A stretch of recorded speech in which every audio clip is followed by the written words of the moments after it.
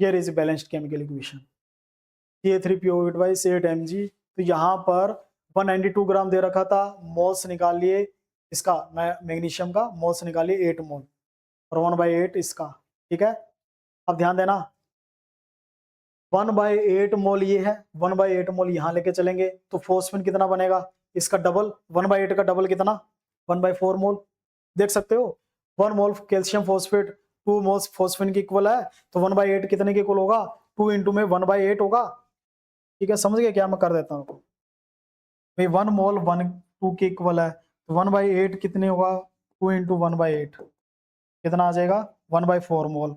अब ध्यान देना फोस्फिन 1/4 मोल है, तो 1/4 मोल 2 फोस्फिन का है ना, 2 फोस्फिन यहाँ के यूज हो रहा है, तो 1/4 मोल इसका कितना बनेगा 1/8, क्योंकि ये इसका आधा है, ये 1/4 है तो ये 1/4 का हाफ 1/8 होगा, तो 1/8 मोल यहाँ पर P2O5 बना।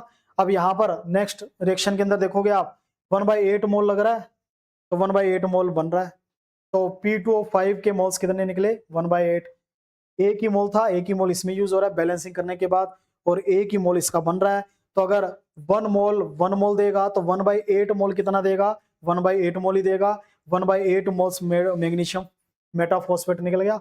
अब इसका मास पूछा है, तो बच्चों मास के लिए क्या करें, मोल्स को मोलर मास से मल्टीप्लाई कर दो, you will get the answer, ये आ जाएगा मास। तो इस तरीके से मोलर मास से मल्टीप्लाई करने के बाद हमारे पास जो मैग्नीशियम मेटाफॉस्फेट है वो आ जाएगा। आई होप आप समझ गए होंगे कैसे कर रहे हैं। ठीक है, इस तरीके से आप इस इक्वेशन को आसानी से कर सकते हैं। जस्ट आपको क्या करना है, सबसे पहले तो जो सीरीज ऑफ इक्वेशंस दे रखी है उनको आपको बैलेंस करना है, बैलेंस्ड केमिकल इक्वेशन होनी चाहिए। अब उस सीरीज के अंदर किसी का जो प्रोडक्ट बनेगा वो प्रोडक्ट फर्दर किसी रिएक्टेंट की तरह एक्ट कर रहा होगा दूसरी रिएक्शन के अंदर, फिर दूसरी रिएक्शन का प्रोडक्ट आगे ऐसे चलता जाएगा, और आपको बस इक्वेट करने हैं according to the balanced chemical equation and you will get the final answer.